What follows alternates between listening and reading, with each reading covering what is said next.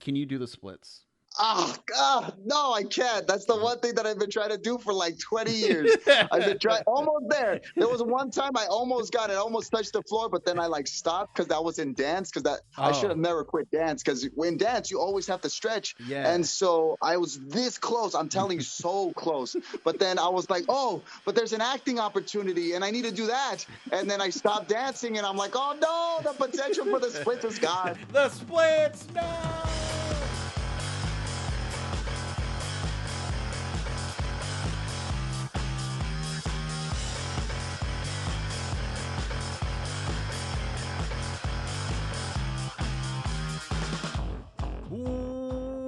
Welcome, everybody, to Casting for Two, the podcast, as always, hosted by me, Chris. Welcome, everybody, to episode number 505. Wonderful episode for you all today. Of course, I know I've been talking about it a lot. Castingfor2.com is revamped. It's a Linktree site, so if you want to go find all the other platforms the podcast is on, boom, it's there. If you want to support the show and pick up a t-shirt, a mug, a tumbler, a hat, whatever you want, it's there. Castingfor2.com, the only place that you need to know where to go. And of course, all my other links from Discord to the socials are all there. So go hit it up. And yeah, thank you very much. But I have to talk about my guest. My guest today is just a wonderful actor, teacher, person, just all of that. Peter Mendoza is on the podcast, and Peter is actually on, he can be seen in the Perry Mason show that is airing right now on HBO, streaming on HBO Max Mondays at 9/8 Central. But I had a lot of fun chatting with Peter, just super insightful, and I got to stop talking about this, okay? Because now you got to listen to it, okay? So I'm done talking. Let's sit back, relax, and Peter, take it away. Hello. Apologies. No, you're good. How are you today? Oh, I am doing well. I am doing very well. How about yourself? Good. Just surprised, and I'm like, oh no, oh my God, it's 5 minutes. I'm late. Just how sometimes life can be. Oh, no, I totally get it. And, I just, sometimes I plan for just like, okay, I need a buffer towards the next thing just in case either, it starts a little bit late, goes over, it's just like, I got you covered. You're good. Oh, thank you so much. My apologies again, but thank you so much for being so considerate. Yeah, no, I mean, I've done this a bit, and of course, there's always that thing, that pesky thing about life that it's unpredictable. So, it's all good. Well, thank you. How are you today? I'm doing well. How about yourself? What have you been doing today?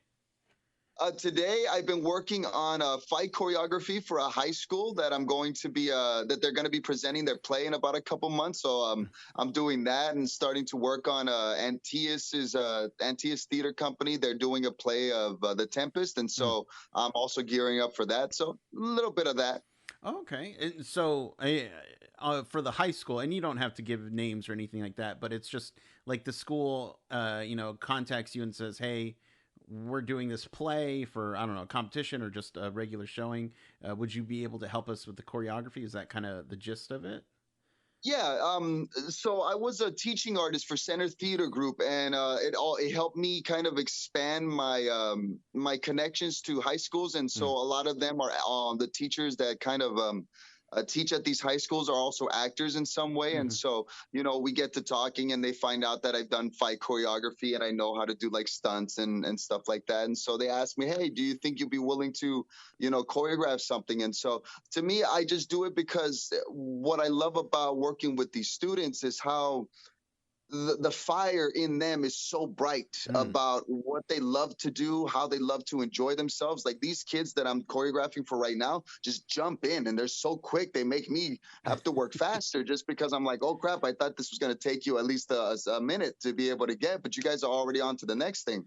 And so it kind of, it's exciting to kind of be in an environment where the kids are just kind of coming into their own, and the arts are an opportunity for them to build Right. that confidence and hopefully set them off on the course of whatever they're trying to do with their life. So it's been a fun, exciting, unexpected journey, because I didn't think I would choreograph for high schools, but it seems like there's a lot of demand, and I love doing it. And so I love to kind of be there and just guide these kids, and they teach me while I teach them. So Yeah, I mean, just any kind of outside, um, just influence for these kids probably goes a long way, because obviously, hey, they have their teachers, and I don't. The teachers are wonderful, but also I feel like it gives this nice little of assurance, like, look, I've been teaching you this. This is how it's done. See, you can see I'm not making this up as I go. Like, it's legit. So for right. sure. And then yeah, the kids get excited because obviously, you're working in the industry, and that's another kind of, oh, I could do it. Yes, let's go. Right. Yeah, exactly. I think one of the things that I always want to establish, and I think maybe the reason why the teachers bring me in, or some of my professors from my college bring me in to kind of talk to their actors, is I'm so close in age to where their kids are studying or are working at their craft. So like, how could they really know if they can make it out there in the business? Well, look at him. He's doing it. Yeah, I come yeah, from East Los Angeles, so I'm no different or better than anybody else. And so the fact that I'm out there coursing a career and trying to make something out of myself in this business, because it is a business. I think people lose sight of the fact that they think it's a dream factory, but people right. are at the helm of your opportunities. And so if you work really hard and you knock on those doors loud enough, someone's about to answer. And so I always want to make sure it's just like it's a 50-50 chance. You never Oh, know if you're going to make it, but when you do, take advantage of it and hold the door open, because it's already hard enough to get it this far. Don't be the gatekeeper in between someone else's success because you think they have to work as hard as you did when you started. You know what I mean? yeah, and then it also helps the fact that you do have life experience as far as like, and I was going reading through your bio with fight choreography, but you also are trained in sword play and all like that. That's, I again, I'm not in Hollywood, but I feel like that'd be like a whoa, okay, all right. That's a Well, nice skill. I wanted to be an action star. Yeah, John yeah. Claude Van Damme is who Oh, inspired me to be an actor. And so I think anything with martial arts, I saw WWF, WWE wrestling back when, it was the yes. 80s, bombastic, over the top characters. And then you go into, the Attitude Era with The Rock and Stone Cold. And these are bigger than life people, characters that just seem like, wow, this world seems so completely unknown to me. And Yeah. then watching movies, I was watching like Disney back, we had like those VHS with the Disney like covers of Aristocats or something like that. And Yeah. so I remember Aladdin was always one of my favorites just because, I grew up poor. Racism, it didn't really hit home until I started getting into the business. But Mhm. when I was younger, it was poverty and neglect. It was just the idea of being someone in a place where I'm no one. East Yeah. LA, poverty was rampant. You have two rival gangs battling it out, and drugs. And so it always felt like, where do I fit in? Where do I go from here? Because you only have the military, a Mhm. job, gangs, drugs, either dealing or using. And Mhm. so there was really no out. I was a first generation immigrant. I was born here. My mom was from somewhere else. And so the fact that I had the chance to do something with my life meant something, but not in the same way that I think it meant for everyone else. You hear other people talk about, oh, I'm the first one to go to college. Yeah. And I think that was great. But in my family, it didn't seem like it mattered that much. Oh, you went to college? Okay. Well, do you have a job? It was always Yeah. about the job. Do you have a security? Are you sure that you can make it and take care of your family or take care of me? Because our mom, she comes from the old school of, when you're old enough to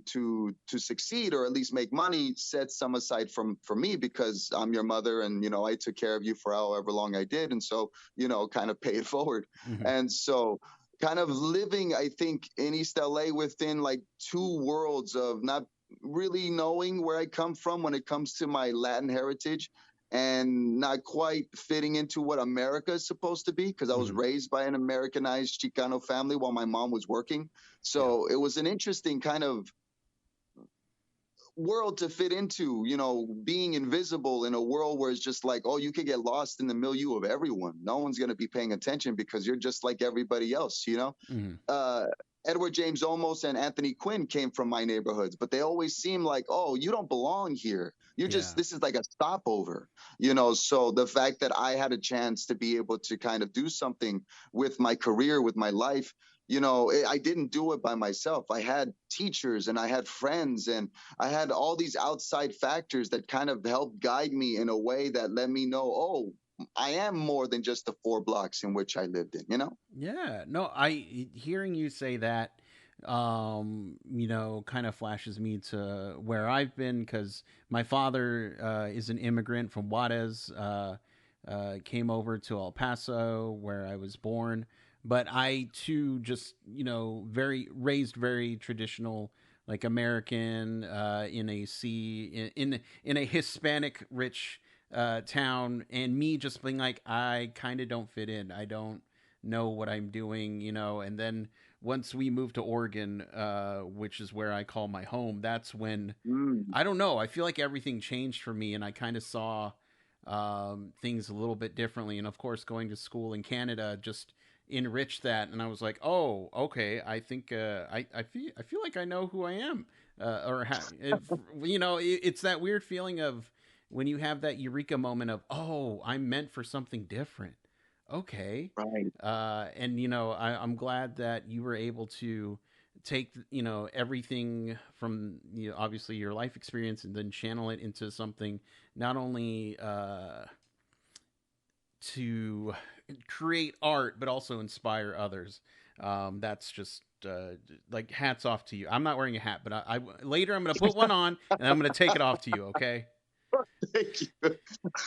But how interesting that you went to college in Canada, and it Mm, always seems like college is the place that really expands your mind. yeah. You end up knowing that the world is a lot bigger than you thought it was, because through these classes or through the people that you meet, you find so many new perspectives and point of views of Mm, experience that you never knew people were having. To me, I was always poor, so it always felt like I couldn't enjoy the same luxuries that everybody else did, just right. because, I didn't want to go window shop. I didn't want to go begging for handouts or something like that. It was Yeah. already embarrassing enough that I did it. I had a tab with the tamale lady at the bus stop when I would go to in the morning to school. And so it's like I accrued so much money that she would end up going to my house to like, hey, pay it up. Yeah. So like this was kind of the experience. And so coming into this business and like now realizing what racism is, or at least the idea that these people kind of like pigeonhole you in roles or Mm, character types that fit into a stereotype that they want to perpetuate because of,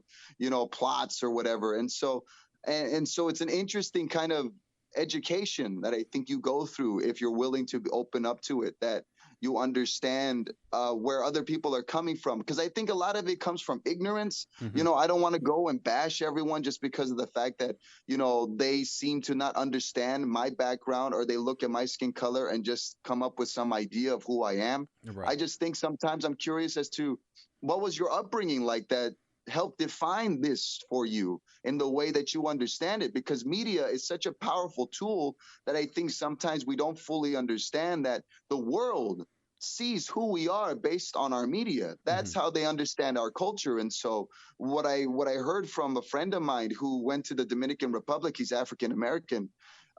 He said that they don't call themselves black Mm, because black is American, and yeah. being black is associated with drug dealing, gang violence, and all the stuff that you see on TV that kind of perpetuates the black image.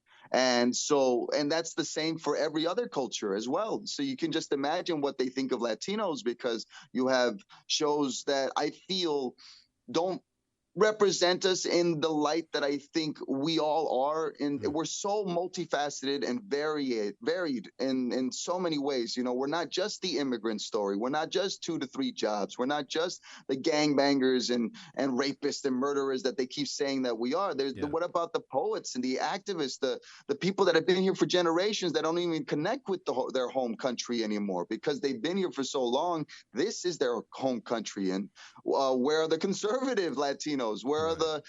the liberal Latinos? Where are the ones that can't speak the language, but in a different way? The ones that just are just trying to, like the punks, the people who love ska. Like there is so many variations of what it means to be Latino now. That what about those stories? Aren't those stories just as exciting and just as warranted to be seen on screen or talked about in film or anything? Just the fact that why are we so limited in the circles that we end up playing in? Sometimes I'm hoping that because there's good and bad in every stereotype. I don't Right. think that because it also it shows nuance and it's dynamic and it definitely shares a root of where it comes from because obviously it's established somewhere. But how do we kind of create the humanity within these stereotypes that show that there's so much more going on than just what you see on the surface? Hmm. And those are the things that I hope when I'm playing anything, what it's like to be a man, what it's like to go through the variations of emotions that maybe aren't always allowed in our culture, and being able to say that there's a lot more complications to what we are than just what you see. Yeah. Now, and I want to dive a bit more into just kind of a character's headspace, but we'll circle back to that. Just quick question. As far as the way you feel and very passionate about it, do you ever feel like, ooh, I need to get more stories like this out there? I'm going to write something, or do you ever have that that drive to do it?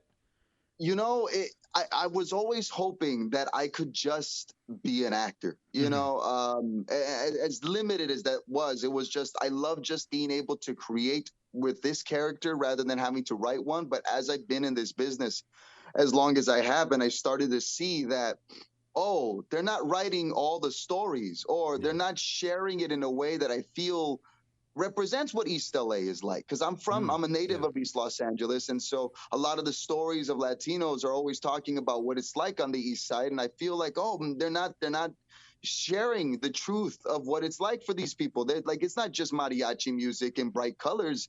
It's everything. It's hip hop, it's R&B, it's soul, it's mariachi, it's reggaeton, it's every type of oldies are like it's every kind of music here, and there's every type of person here. Not everyone is just like ay, ay, ay, ay, that kind of Right. very overt, like I'm Latino because this is like there is so many other people that are also staying here, and they also are part of the culture. You have sorry to say, white boys that are gangsters too, that are Yeah. cholos. You have like Latino skaters. You have Asians all over the place, just like doing breakdance, and you have African Americans here and there, just kind of sprouting out. And so it's always just like a milieu of so many people that I feel isn't fairly represented in the nuanced way that I think we want to be seen. And so I think it's just a big story that I have started to kind of write. I have started to write myself just because I felt like, oh, you know what? Maybe it is up to us to be able to kind of highlight these variations of experience that are Hmm. here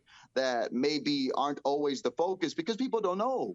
Uh, People look at East LA, they stay for probably for a month or something, and they think that they understand the context of what this place is, and then they leave. But it's an experience. You have Yeah. to live here. You have to be from here. You have to know what these people are like, and so I think I've started to kind of like dabble into writing just because someday I want to tell the story of Ramon Navarro, who was one of the first Latino lovers, like the Latin lovers of like Rudolph Valentino. The other one was Ramon Navarro. So you had Hmm. Rudolph Valentino, who was the mysterious kind of like, oh, you want him, but you don't want him because he's so bad, but you can't help it. You need to have it. Yeah. And you have Ramon Navarro, who is the gentleman, the one that will always be there for you, the loyal, gentleman, the strong savior, the security, he will be devoted to you for the rest of his life type of Latin lover. And he was a gay Catholic man, who was so tied to his family, and in a time when being gay was not welcome at all. And he had a career and he was successful. And then, once the talkies came in, he wasn't as successful. And then he had Hmm. to do theater, but he wasn't a good theater actor because he couldn't project because he'd been doing film and TV for so long, at Hmm. least film. Yeah. And then his career kind of like floundered, and then he didn't have much else, and so he was living off of the fame of his name. And then by the end he dies in his home for $3,000 because he was a lonely gay man who was eliciting prostitutes for company. And then one of those prostitutes brought in people and they killed him for $3,000, three to Hmm. $6,000, and that was nothing. Yeah. And he died in his home by himself, and no one knows this story. Or Tiburcio Vasquez, who was one of the famous bandidos, who was also one of the ones that inspired Zorro. Mm. He used to be a landowner. His family were well off, and he was a poet, and he was articulate. And he could speak multiple languages, and he once the after the Mexican American War, after the Treaty of Guadalupe Hidalgo, they ripped everything from him because they Hmm. didn't have documentation, and so they stole his life. And then he became a bandido in trying to fight. I am going to be the outward manifestation of what you see me as an affront to who you are. And yet he lost Hmm. because the fact that he became everything that they said he was exactly what they wanted in the first place. He was a Yeah. weird Robin Hood, in some way, just kind of taking it back to the man, but he lost everything, and in the end he still died. And everybody just considers him as a bandit, and not a sad story to know that this is what happens when progress and expansion kind of come and hit at home. What they do to the people that live there, how they force them to change in ways that they never thought they could. Because here was a man that was supposed to be anything but this, and he ended up turning into this. And that's Hmm. exactly what everybody saw, a dog. Yeah. And so for me, those stories are so fascinating because we are so much part of the foundations of America. We helped build America. It might have been the white settlers probably framed the Constitution, but it was built off the backs of immigrants. Oh, for sure. And Yeah. that is what I hope that people understand, is like, we're all in this together, whether you agree with who we are or not. We are here, whether you like it or not. And so, we're working just as hard as you are to make this a better place for all of us. And we're just trying to have our side and our voice and our opportunities the same way that you want yours. But I think with change, it's scary because change also means lack of security. Right now, Hmm. everybody is exactly where they want to be. And so maybe there is only just small change. Oh, see, we're making an effort, but that's as far as they'll go, because at least it doesn't take away their security, their life, what they have already accrued. So now that we have the chance to open the doors, that means that a lot of people's lives are going to now change for the better, for the worse, or just more challenging. And so I don't think people are always open to that because they have already earned their spot. Why do they have to give it up so soon? Right. And if the past couple of years, with the pandemic and all that, and the Black Lives Matter movement, it's been this thing that I've just been like, we're all here, we're all in this together. Why do we have this group saying we're better than you, and like any of that? It just like, we all need each other. I don't get why there's this need for fighting, and especially what's going on today, where certain class of group is being alienated for just being who they are, is absolutely ridiculous to me. I'm not going to go into it, but still, it makes no sense where it's just like, we're all individuals, we're all people. We're sharing this planet together, which we're probably going to eventually destroy. Let's make some good of it while we're here. But I don't know. There's always No, I yeah. completely agree, because that's true. It's like, come on, in the grand scheme of things, is this really that important? Yeah. Do you really have to like create this fight? Because then you start to see that we're segregating ourselves. Yeah. We're fighting individual battles when we should be coming together and fighting a whole battle. This is a war of education. You Hmm. know, it's we need to enlighten everybody of who we are and that we're just like you. Just because our culture adds nuance to our experience doesn't make us better or less than anyone else. It's just like your experience, because you come up from a background, you come from a different family, you come from a different experience that informs you. And so this is the same way with us. And so how can we like compromise and use what we know to help better us and move us forward together, rather than just being, oh, that's enough. You stay on your side, we'll stay on our side, because cultural appropriation. And I feel like we're all inspired by everyone. I grew up in the 90s, and so Hmm. being inspired by hip hop and rap, and that's a black culture thing. And yet I was influenced because it was such a part of my culture when I was growing up. Hmm. you know and so, like, why can we not all partake in some of these things and add reverence to the people that allowed us the opportunity to share in the music, in the movies, in the fashion, and the culture that helps us all become so much more nuanced and dynamic, I think. And so I think you're completely right. Yeah, yeah. It's just what. But just kind of hearing you talk about that, has there been a time when you're working on character work, you get a role? Are you ever afraid, like let's say when you first started out today, of going up to whether it was the writers or the directors, whoever in charge, and saying, "Hey, you know what? This is a little bit stereotypical. I don't know if this would be appropriate. Can I do this instead?" Did you ever have those thoughts? On Perry Mason, Mm, when we were shooting, because it was the biggest role that I ever got, mm-hmm. I was cast off of one self tape, and that usually never happens. And so I like to think that it was the slate that really got me the role, because the scenes were tough enough as they were, but then they Yeah. wanted to know who you were. Can you speak in Spanish and tell us a little bit about yourself? And I have like intermediate Spanish, because my first language was Spanish, but then when you live here for so long, Yeah. it changes. And so you adapt. And as I was explaining the story of, like, my mom would tell me this story of how she was a stripper, and when she was pregnant with me, I would mold myself in such a way that when she was working, you couldn't tell she was pregnant. And so that was like her idea of letting me know I was such a good kid because I listened. I was always of service. And so I was like, oh, what a hell of a story.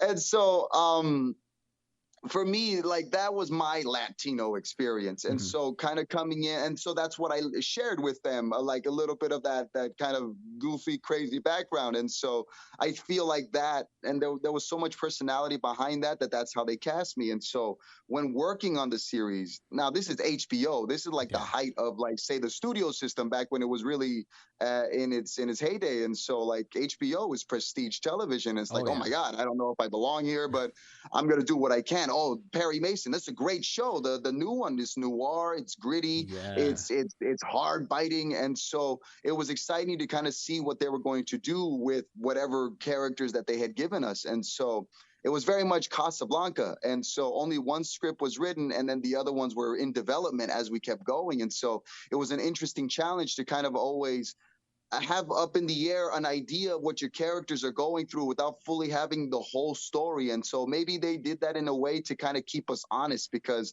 there's so much mystery and so much twists and turns throughout this story that it probably kept everything close to the vest to keep the audience guessing. And so it kept us Right. guessing for sure. But there were moments when, because in this story, two Latino boys are unfairly targeted as the ones that are guilty of killing this powerful man in LA that's supposed to help move LA towards progress. That is what they say, that these people are guilty. Whether they have the evidence or not that's up to Perry and the prosecutor to find out. And so um, it felt like these weren't, because it was highlighting Chavez Ravine. I don't know if you know the story of 1950s, where there was a community of Latinos where Dodger Stadium is now based. Mhm. Before that, before Dodger Stadium was there was that community, and they ripped them from their homes. They try to buy them off, or just take them out for progress. We Hmm. want to build affordable housing. That's what they promised, and you'll get the first dibs. But it never happened. It sat there for years, and then someone came with the bright idea. They're like, "Hey, remember how we wanted a baseball stadium and a baseball team in LA? This would be a great spot." And so the promise of a future for these people was now sealed, and Yeah. they didn't get the opportunity to have that. And so that is what this story is kind of based on. Some years before that, and it's spun in a different way, but it felt like these Latinos, in particular, these two boys, are guilty than most Latinos, because they don't even know what we are. They don't know how to categorize us. Hmm. We're dogs compared to them, because who are these brown people? We don't know what they are. Right. But we're the worst of the brown people, because they killed someone so important that who knows what LA is going to be now that he's gone. That is the assumption. And so they attack us in ways that I think the violence, I wanted to show how daunting it was for these kids, because these are boys, Hmm. 20s and teens, so they're facing up against a system that is already against them. And then these people are already out to get them. They already judged them before they're even prosecuted and found out whether they're guilty or innocent. And so in moments of working on it, say like in the jail scene, and we were working on like the guards pushing us against the wall, like there would be moments when I'm like, oh, I have a suggestion, if I can, because I know that you're trying to highlight the violence of how these people are just a little bit more dangerous. Hmm. And so you treat them with much more. You disregard their safety, because these people are so bad that you need to make sure everybody knows how bad they are by the way we treat them. We'll put glass in their food, or we'll push them up against the jail and the bars, and just like manhandle them in a way that you know isn't the way an officer of the law is supposed to treat you, or Yeah. how we're brought into jail, and the way that they don't regard us as human. They regard us as beasts, as animals, as just these awful, mean people who just want to destroy the world. And it felt so interesting to speak up, because I didn't know if I had the right or the place to, because this is my first HBO show. I don't want to Right. be known as a difficult actor, but I Right. also knew that this is my experience. I know what this is like. I'm from these places. I know what these people are like. I am these people. And so, it felt like I had a higher responsibility, not for myself to do what I needed to do, but for the context of the story and what our characters are demanded of. What is demanded of our characters, and what we need to see on screen to really highlight what it is that's happening, because this is the first time they're delving into a minority story like this. These are brown people, not the black community. And so these are people that have been invisible even back then. There isn't much history, or at least written as much, about what it was like for Latinos during the Great Depression. We were the poorest minority of all minorities during Hmm. that time, and yet there is not much to be said of what it was like for these people.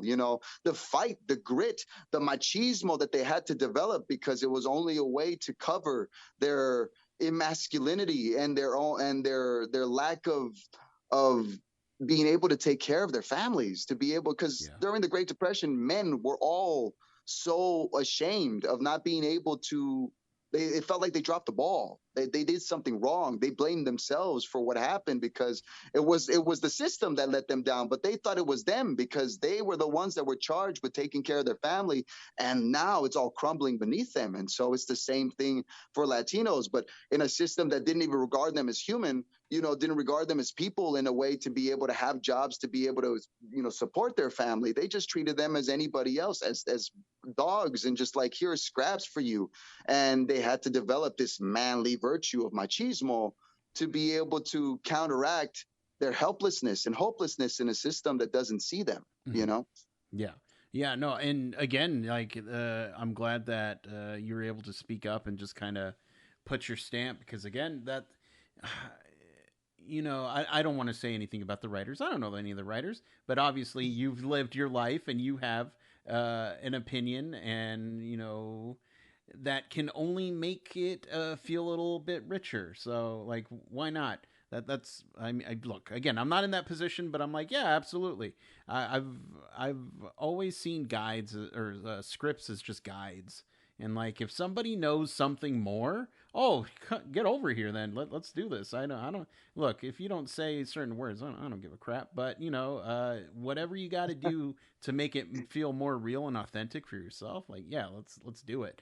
But I get it. It's HBO. I get it. I get it. It's like But I also wanted to like a shout out to HBO. They were yeah, very accommodating, because a lot of the times I think, this is maybe uncharted territory. Maybe they don't always know the nuances of these places. And so yeah, to be able to be open enough to hear our opinion. Now, they didn't have to always agree with everything that we were saying or everything that I said, but they were willing to have a conversation and really understand, okay, let's see. And then can we make a happy compromise, or we like this because of this? And so it just helped me also better understand the structure of what it's like to make prime time television in a mm-hmm. way where it's like there's so many moving parts. And Yeah, so you know having this role was a higher responsibility, and with that comes a different point of view and a different perspective. You're now playing in an arena that is so much more demanding and challenging than you expected. And so just imagine being in the courtroom with 200 extras behind you, all in period costume, and you're doing a scene and you have these three hulking machines and you're acting in between them. And it was like just a mixture of technology with history. It was mm-hmm. amazing. Just it was weird because you felt of the time, and then you also knew, oh wait, we're in the future and we can do these things. But it just felt so a lot of it was so educational and so insightful and so experiential. It just felt, wow, I can't believe I'm here.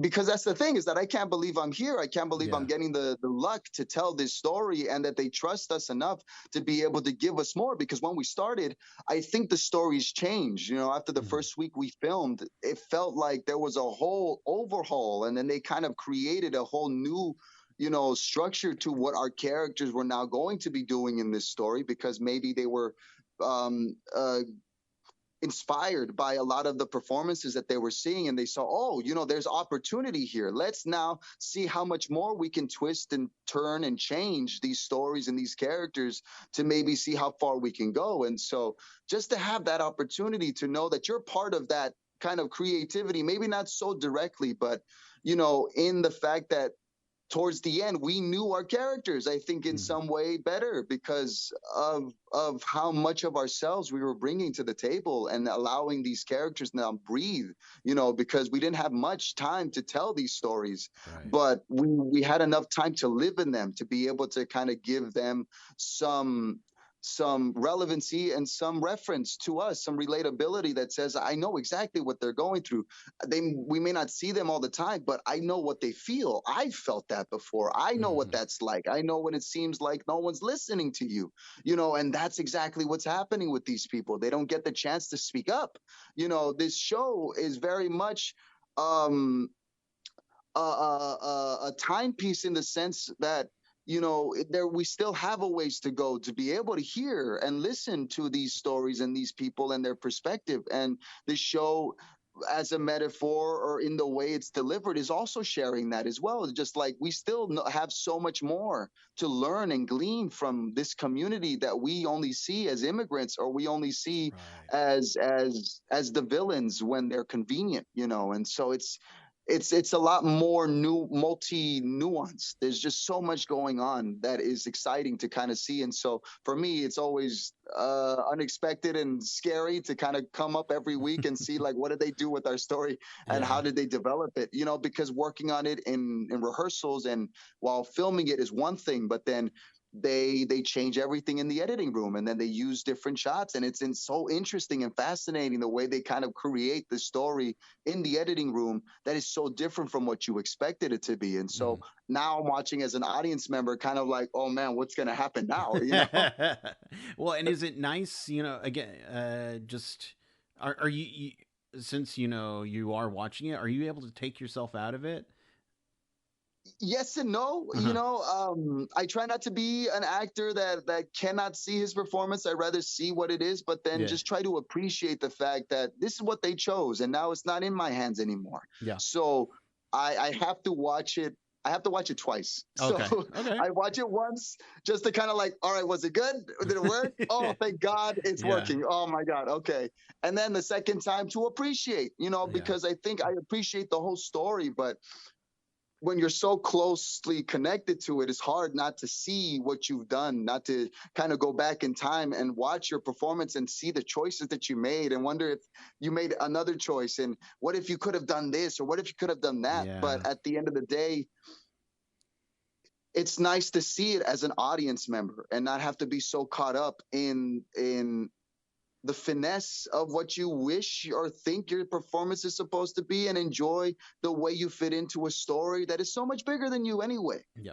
So you can just kind of sit back and relax and see like, oh, it's all working in tandem to a means, and we will find out what that is as the story continues. But it's all working towards something that I think is much more exciting. And so I get to always kind of relax and sit in and just enjoy what every week has in store. And so it's always a little bit tricky, but I enjoy it eventually. So Yeah, yeah, you get there, you get there. Yeah, I mean yeah, that, and yeah. that's totally fair. I mean, just kind of sitting there thinking like, why'd I do that? Why'd I say it that way? Why'd they use that take? Like that's always going to be a thing. But eventually, I'm glad you get to that point where, okay, I'm a viewer now. Let's Well, enjoy. yeah, because also like if I can add this is I felt like I lost my artistry. It felt like I was disconnected to how to act when I was doing Perry Mason, and so it was an interesting experience. I had been doing it for some time now, Hmm. like a decade before, and so the fact that I felt lost, I felt like I didn't know what to hold on to be able to create a story or a character. And develop them in the ways that they want, and so if it was weirdly method, and I was like shooting from the hip, like doing a lot of work to try to help embody. Like I did research, of course. Hmm. I got my hands on the Chicano series of like the 1960s after the blowouts that happened like in the East LA schools when students and teachers and parents were fighting for better education for their kids. And in response to that was the Chicano series to talk about the history of where these kids have come from and what they're fighting for and what they've been through and how far they've come, and just to like embody a history that they still don't know about and we still don't know about as well. Yeah. And so the fact that I got that chance to like really, it was bittersweet because that's when I found out how much contributions we made to America and Mm. how on the West Side, how we taught the settlers agriculture, how we taught them how to mine during the gold rush, how all cowboy culture, what they wear and the get-ups and how to ride came from us, Hmm. and the Wild West wasn't wild until the white settlers came in. And so it was just so interesting and so different of knowing how far we come, how we inspired also the civil rights movement and how we've been doing it before it was even, mainstream in the same sense of when the African Americans were fighting for it. We helped inspire them in the same way that they inspire us.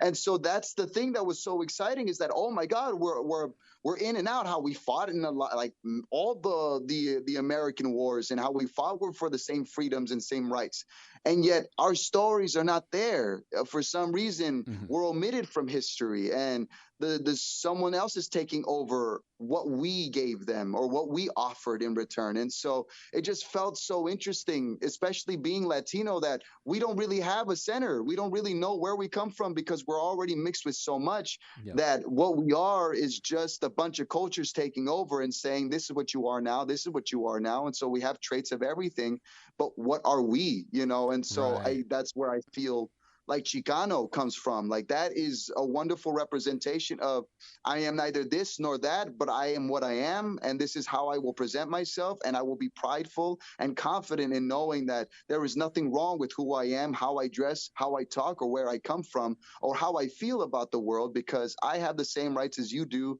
And why can I establish or be or exalt a type of multifaceted culture that I am so happy to belong to, but also still kind of question and try to identify and try to better understand, because there's so much that we don't know, how I don't know, and how much we will discover later in the way we kind of live our lives. Because, for so long, I think in my life, I was always wondering if I was even Latino, not the fact that I Mm-hmm. didn't know I was, I obviously my skin color, but you know, I was born in East LA. You have, through the media, being Latino is lazy, and you're job stealing, and then the drug dealing and murderers and stuff like that. And so I never Yeah. liked the idea of what it was to be Latino. I didn't understand it when I was young because I was raised by Americanized Latinos.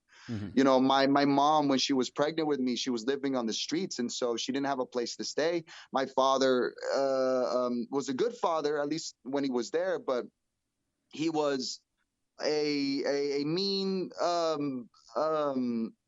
womanizer who just had a temper problem, who worked for he was a drug dealer, he worked for the cartel. And so Mm-hmm. this was his background, but when he met my mom, they just didn't work. It was just a lot of abuse. And so my mom found out through a friend that there was this family that had a room to rent for like $200. And so if you can afford it, I'd say ask them. And so she went to my father. They argued. Eddie begrudgingly threw $200 on the ground and slammed the door in her face. And so my mom went to this family, and they bartered, and they were very hesitant because she's a pregnant woman, and they're already kind of adopting two others. They had already raised their kids, and so we already have enough as it is. We don't want to have to carry on your burden. And they came up with the deal of, okay, how about after we'll let you stay, and then once he's born, then you go and find somewhere else to live. And so they said yes, but clearly that didn't stick, because my little brother will be born a year after me, and they would end up raising me and my little brother along with the two that they adopted while my mom was out working. And so my mom was paying them to like babysit. And that's another story, because I think there's like my story of where I come from and what I've been through and what I battled is a story that I hold, like I try to share with everybody, that it was never easy. Like life Mm-hmm. wasn't easy. Like I was dealt a bad hand. I lived the immigrant experience. I sat in the back of the van, Yeah. and I couldn't get things because I'd have to ask my mom. And knowing that my mom was poor, we wouldn't be able to do anything. So that was just an excuse, like ask your mom, or if you don't like it, leave. There was always this ultimatum of fear of, like, I wanted to live in this place. I wanted this family to be my family and these brothers to be my family. And I didn't understand my mom because my mom didn't seem to understand me.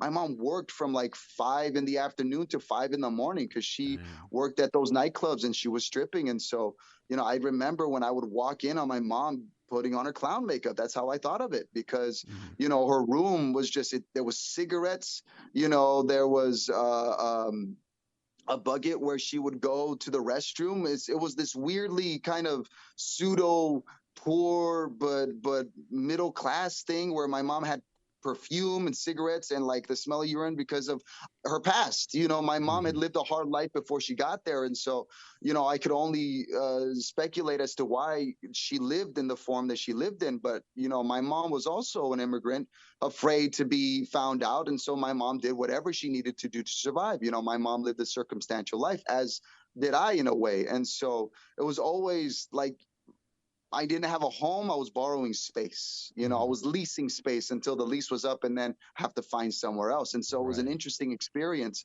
of they didn't treat me as an other. They treated me as just someone that they settled with, and Mm-hmm. then that wasn't like the experience my little brother had. My little brother was connected to them, and he was like a guy's guy, and he hung out with my brother Kevin, their adopted son. And so, you could see all the connections, but I was connected to my sister because we were the black sheeps of the family for different reasons. Mm-hmm. I wasn't always in trouble. I just found myself in trouble. I was a good kid that just always was in the wrong place at the wrong time. Yeah. And so this is my experience. This was what life was like growing up for me. And so I think to try to highlight more of what it's like to be Latino than just the immigrant story, but also to know, like, it's already hard enough to be what you are when you don't even know that you can take pride in it. Because we always thought like the mariachi music and the quinceañeras, we would call them paisa or chunti, Mm-hmm. because we just didn't understand. We were part of an American culture, not a Mexican or Latino culture. And so, our viewpoints were skewed based off of what we knew and who were teaching us these things. And so for me, the pride that I found wasn't in my home and in my family. It was in the teachers that taught me or the homeless people that I talked to every now and then, because I would find myself in conversations with so many people on the streets just because, I didn't know how to say no. And through Yeah. that came such enlightening educational experiences of kind of learning what life is like, how hard it can be, and what you need to fight for, and what you need to be aware of, because there's so much, like there's a snake in every corner if you're not paying attention, and it'll bite hard. And so it's been an amazing journey just to kind of develop as a person and as an artist, and the responsibilities that I have to be able to highlight what it's like to be where I come from, what it's like to be on the East Side, what it's like to have a voice, or what it's like to not have a voice and speak up on that. Sorry for waxing poetics. No, no, and that's part why I have this podcast, is because I just want to get to know people, know their stories, what makes them tick. Because at the end of the day, I'm just very curious in people in general. But of course, entertainment industry, I love it. But still, it's just just hearing all of that, and just hearing that what you bring to a project, like I can't thank you enough for sharing your story. And I know you have a lot more stories, and I hope no pressure, but we can see him, whether it's on the big screen, on the big streamer, like whatever. Like I would love to absolutely see more stories that you're passionate about. But like, look at you though. Like the fact that you're having a podcast about trying to understand the world, yes, entertainment and all that, but just to meet people where they're at and just have honest conversations about what life is like, what your experience is like working in the entertainment business or whatever that you do, and just the fact that you are willing to kind of hold an open forum through your podcast to be able to talk to so many people and learn from them, but then also they learn from you, and just to know that you're an inspiration too. The fact that you're doing something that most people are like, oh man, there's already so many people doing podcasts. How could I get a chance to even be a part of like the expanse of so much that's out there? And yet you're Yeah. like, you know what? It's not about that. It's about these people. It's about connection. It's about learning and understanding and educating and enlightening. And so to me, I have so much respect and so much love for what you do, because the fact that you have opened the door for me and opened the door for so many people just allows us to be seen, just Mhm. because it's already hard enough for people to take us serious, because like, oh no, they're going to preach again, because sometimes it Yeah. feels like preaching, Yeah. but it's the fact is like, you just don't know. You don't know what this experience is like. So I'm sorry that it has to sound like preaching, but the fact that you were so willing to, again, you were so accommodating, you were so generous with your time and generous with who you were, that you allowed me the opportunity to just talk and riff. And this is it's a nervous experience for me too, because Yeah. now this is a different aspect of my career, and being Yeah. able to talk to you, who is putting in the time and the effort, and I'm sure there was a lot of sacrifice, sweat, blood, and tears just to do and get as far as you've come, is hard enough as it is. And the fact that you have opened the door for me to be able to talk to you and just to share a snippet of what my life is like, and hopefully inspire someone else that can see through this example of, hey, maybe I can do it too. Because again, how can you service others if you cannot service yourself? you Right. know Sometimes you have to be the example, and you are one of those examples, opening the door in your own way to allowing a world for so many people to kind of walk into and say, hey, I'm a part of this too. So thank you. Yeah, no, again, it all stems back for, like, I've been doing this for almost 10 years, and Mm, I feel like I'm the old man now, and I'm just like, I don't, there was a point in time when I was not sure what to do. I was not passionate. I was just kind of going through the motions, and I feel bad about that. I genuinely do. And then when the riots during COVID happened, I just had to take a look and just I was very much not wanting to ruffle any feathers, and just kind of, okay, that's going on there. I'm over here. Just leave me alone. But if I'm a person of this planet, a citizen of this planet, uh, there was no, for me, I couldn't not do anything anymore. There was a thing where I have to speak up. But of course, I do have to get out there for the people at home who'd like to follow you online. Where can they do all that? On Instagram, it's at Peter Theater, RE, for theater. And Facebook, Peter Mendoza. Yeah, those are where you can follow me at. I don't usually have like a big social like media platform, but like I'm starting to now because obviously like these opportunities are allowing me a bigger outreach. And so I like to kind of like allow people to kind of look at what my life is like a little bit more, and just to be able to like, in order to help others, you have to help yourself. And so being the example of like, this isn't easy. It's a 50-50 chance, but I'm doing it. And if I can do it, you can do it, because I'm no better or any less than anybody else. I'm right there in the thick of it with everyone else. And Barry Mason right now is hot, and I got the opportunity to work on an HBO show, but who knows when that'll come again. And so I always just wanted to be grateful about the opportunities that I have and being able to share in it with everyone else. I am not above or below any opportunity. So the fact that people can still ask me, hey, I want to work with you. Oh my God, I'd be happy to, because before I'd be like starving for one. And now I have the luxury of being able to just work on things that people ask of me for either money or no money. It doesn't matter, just because I think to be a storyteller, it is a privilege, not a right, to do what we do. And so you hold that responsibility either to yourself or to the world to be able to share and impart and guide and hopefully uplift the people that are going to be the future, change makers of this world. And so hopefully, you can give them a leg up in knowing that, hey, there are things that you should be aware of, but also you're going to have to experience things on your own. But do it for the love of what you do. Do it because you fight for it, because everything is life and death. It's a life and death struggle. And so, what do you want your life to be like? Don't waste it on other things. We didn't come into this world, to live, to work. No, we're working to live. So what is that look like to you? What is life? What do you want out of life? Because I think if you have a plan, plans are good, but I also think plans never go according to plan. They never work out the way that you want them to. And so have a good idea, be able to change and be malleable and adaptable, because that's what life is. And life is ever changing from one day to the next. And so just kind of have fun, enjoy the experience, but also do what makes you happy, but don't be a slave to it as well, because life is the experience that you draw from. So have a life and let this be an extension of who you are, but not all of who you are, because without this, who are you? And that's the question I think we all need to kind of ask ourselves, because what is it that we want out of life? What is our mission, or what do we want our purpose to be, and how are we fighting to get there? Because I think maybe we're not always bestowed a dream, but we were bestowed a hunger and a fire to fight for something bigger than ourselves. And so what does that look like to you, and how can you by example help those around you to fight for that too?